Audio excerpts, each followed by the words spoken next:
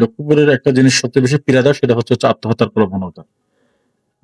যদি আমি গত ৬ মাসের কথা বলি, ৬ মাসে প্রায় ৫০ এর উপরে মানুষ হচ্ছে আত্মহত্যা করেছে এবং বেশিরভাগই হচ্ছে বি বি মেয়েরাই হচ্ছে বেশিরভাগ ক্ষেত্রে আত্মহত্যা করে থাকে এবং হচ্ছে সংবিধানের ২১ অনুচ্ছেদ বলে আপনি জনগণের সেবক। আর সরকারের স্মার্ট পুলিশিং নীতির কথা আমরা জানি।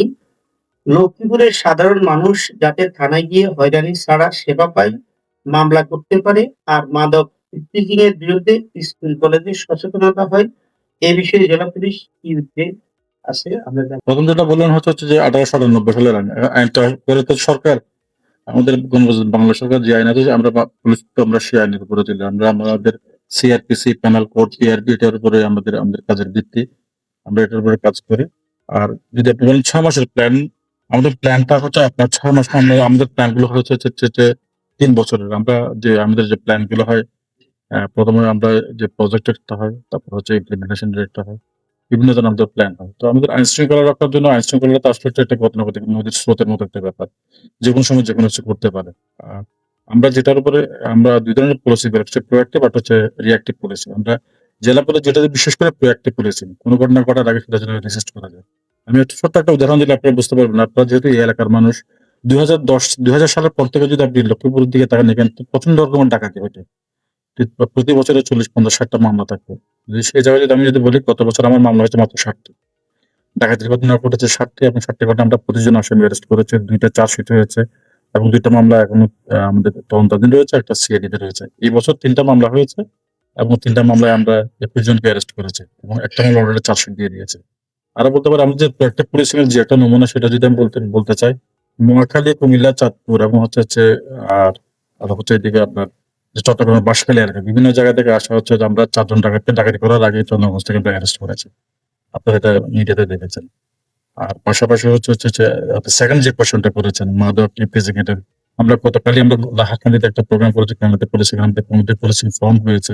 পাশাপাশি আমাদের বিট পুলিশিং করছে আমরা মানুষের কাছে যাচ্ছি এবং আমাদের পরবর্তী প্ল্যানটা হচ্ছে আমরা স্কুল কলেজগুলোতে যাব।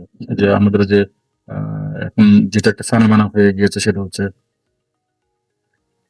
যে কিশোর গ্যাং এর যে উৎপাত। এখন আমরা মানুষদেরকে সেন্সিটাইজ করার চেষ্টা করছি, মাদেরকে সেন্সিটাইজ করার চেষ্টা করছি, স্কুলে গিয়ে বাচ্চাদেরকে বোঝানোর চেষ্টা করছি এবং আমরা সামনে যে কলেজগুলো রয়েছে কলেজগুলোতে আমরা সচেতনমূলক প্রোগ্রাম চালাবো এবং এই লক্ষ্মীপুরের একটা জিনিস সবচেয়ে বেশি পীড়া দেয় সেটা হচ্ছে আত্মহত্যার প্রবণতা। যদি আমি গত ৬ মাসের কথা বলি, ৬ মাসে প্রায় ৫০ এর উপরে মানুষ হচ্ছে আত্মহত্যা করেছে এবং বেশিরভাগই হচ্ছে বি বি মেয়েরাই হচ্ছে বেশিরভাগ ক্ষেত্রে আত্মহত্যা করে থাকে এবং হচ্ছে আরো যেটা পানিতে ডুবে মৃত্যু। এসব ব্যাপারে সচেতনতা সৃষ্টির জন্য আমরা কাজ করে যাচ্ছি। আমরা মানুষের সাথে কথা বলছি, পাশাপাশি আমরা মিডিয়ার সহায়তা নিচ্ছি। আপনার যেহেতু চট্টগ্রাম মিডিয়া, চট্টগ্রাম টিভি এটা নিয়ে কাজ করতে আমরা আশা করছি আপনারা মানুষজনকে সেন্সিটাইজ করবেন, মানুষকে বুঝাবেন। কারণ একটা জীবন প্রত্যেকটা জীবনে মূল্যবান।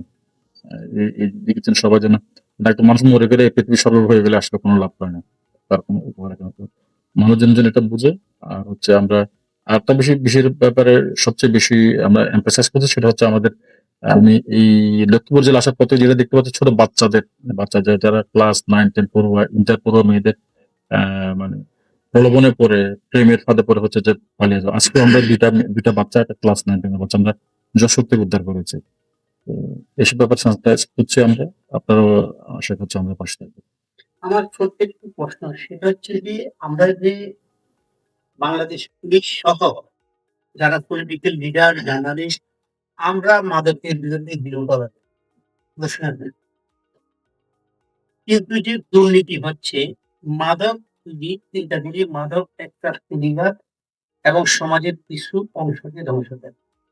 আর একজন দুর্নীতিবাজ ১৮ থেকে ২০ কোটি মানুষের আমানতকে ধ্বংস করে। দুর্নীতিবাজের বিরুদ্ধে আপনাদের টলারেন্স। এখন দেখেন দুর্নীতিবাজ এটা হচ্ছে আমাদের আইন কভার করে না। আমরা দুর্নীতিবাজ বলতে চাই যারা হচ্ছে প্রতারণা করে, যারা চিট করবে, মানুষের সাথে ভন্ডামি করবে। যেটা আমার আইনে কভার করে, আমার সিআরপিসি যেটা কভার করে আমরা সেটার বিরুদ্ধে আইনি ব্যবস্থা নিতে পারি। আর দুর্নীতির ব্যাপার যেটা সেটা দেখবো হচ্ছে দুদক। তাদের অ্যান্টি করাপশন তারা এটার বিরুদ্ধে ব্যবস্থা নেয়। তবে আমাদের কাছে যদি আসে, যদি আমাদের শিডিউল আমাদের আইনের আওতামুক্ত হয়, সিআরপিসির দ্বারা যদি কভার করে তখন হচ্ছে আমরা একটু ব্যাপারে ব্যবস্থা নিই। আর বাকিটা হচ্ছে আমরা আমাদের শিডিউল যদি এটা দুদক শিডিউল আমরা সেটা আমরা এটা আমরা ওদিকে হচ্ছে আমরা ওদের কাছে আমরা প্রস্তাব পাঠাই। তো আমরা যেটা দুর্নীতিবাজ ব্যাপার যেটা বলছি, আমরা চেষ্টা করে হচ্ছে আমাদের সদস্যরা যেন দুর্নীতির সাথে জড়িয়ে না পড়ে। সেক্ষেত্রে আমরা আমাদের সদস্যদের বিরুদ্ধে যখন করে আর্থিক কেলেঙ্কারি কিংবা মামলার ক্ষেত্রে যে দুর্নীতিগ্রস্ত হয়ে থাকে, কিংবা সেক্ষেত্রে আমাদের এটা মানুষজনের অনেক ভুল ধারণা, পুলিশ অনেক দুর্নীতিগ্রস্ত, কিন্তু পুলিশ যে কি পরিমাণ পানিশমেন্ট হয় সেটা কিন্তু অনেকে জানেন না। আমাদের সবচেয়ে বেশি পানিশমেন্ট কিন্তু পুলিশে হয়। এবং আমাদের জেলা পুলিশেও কিন্তু এই ধরনের আমরা অনেক ঘটনা পেয়েছি এবং অনেকের চাকরিও গিয়েছে। আমরা দুর্নীতির ব্যাপারে আমরা যে tolerance HM Expert B500 CWR স্বাধীনতার সুবর্ণ জয়ন্তীতে নতুন বাংলাদেশ গড়ার প্রত্যয় HM Steel